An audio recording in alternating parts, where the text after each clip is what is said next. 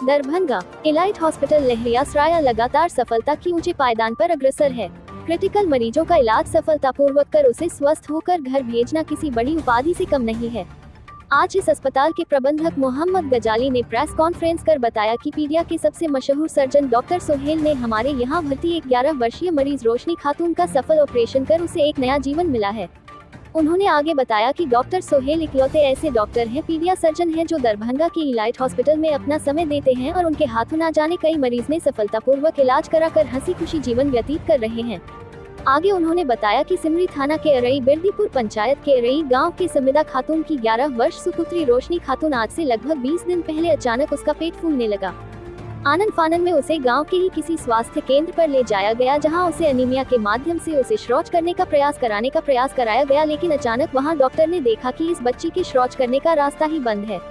उन्होंने इस केस को इलाइट अस्पताल रेफर कर दिया, जहां डॉक्टर सोहेल के नेतृत्व में 3.5 घंटे तक चला इस ऑपरेशन में बच्चों का सफलतापूर्वक शौच करने का जगह बना दिया गया।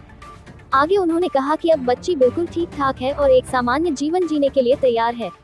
इस सफलता से न सिर्फ परिजन बल्कि अस्पताल के सभी कर्मी काफी खुश है और होना भी चाहिए, क्योंकि इस तरह के चुनौतीपूर्ण काम में जब सफलता मिलती है तो खुश होना स्वाभाविक है। इस पूरे घटना को लेकर के परिजन ने और वहां के प्रबंधक ने क्या बताया, चलिए वह आपको दिखाते हैं और सुनवाते हैं। क्या होता था आपकी बेटी को? बच्चा को होता था कि पेशाब के रास्ता से, मतलब पेशाब और खाना दोनों के रास्ते से, रास्ता नहीं अलग रहा। इससे प्रॉब्लम क्या होता था उसको? प्रॉब्लम मतलब कि पैखाना का रास्ता ही नहीं रहा। अच्छा, ऑपरेशन हुआ। अच्छा, अब ठीक है? हाँ, ठीक। कितना साल का ही बच्चा है? बच्चा 11 साल का। ये जन्म से ही नहीं हो रहा था, अब ऑपरेशन हो जाने के बाद ठीक है? हाँ, ठीक। क्या नाम हुआ आपका? समिदा खातून। कहाँ घर हुआ? हाँ। आपकी बच्ची का नाम? दूसरी को। क्या वो बच्चा है? 5 बच्चा है। ये केमा बच्चा है? तीसरा बच्चा है।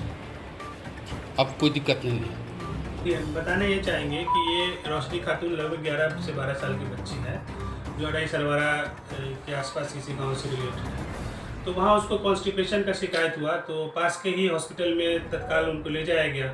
ले जाने के बाद जब उनका इलाज, प्राथमिक इलाज शुरू होता है, तो उनको एनीमिया लगाने के लिए डॉक्टरों ने सजेस्ट किया।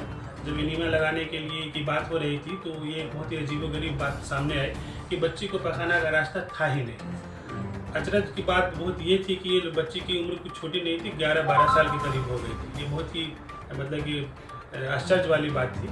तभी उसको जो है सो हायर सेंटर के लिए रेफ़र किया गया। तो वो पेशेंट हमारे यहाँ आए और उसका हम लोगों ने बहुत ही बेहतरीन तरीके से, हमारे पास जो डॉक्टर सोहेल साहब हैं, वो MBBS MS MCH हैं, भुवनेश्वर से, एम्स भुवनेश्वर से हैं, ठीक है। उनके लीडरशिप में जो है ये ऑपरेशन सक्सेसफुल रहा और लगभग 3 से 3.5 घंटा ये चला। पेशेंट अब बिल्कुल ठीक है और केयर होकर के घर जाने के लिए तैयार है। कितनी परेशानी हुई ऑपरेशन में? जी, ऑपरेशन तो लाजमी तौर पर ये बहुत ही क्रिटिकल था, इसमें कम से कम 3 से 3.5 घंटे का समय लग गया।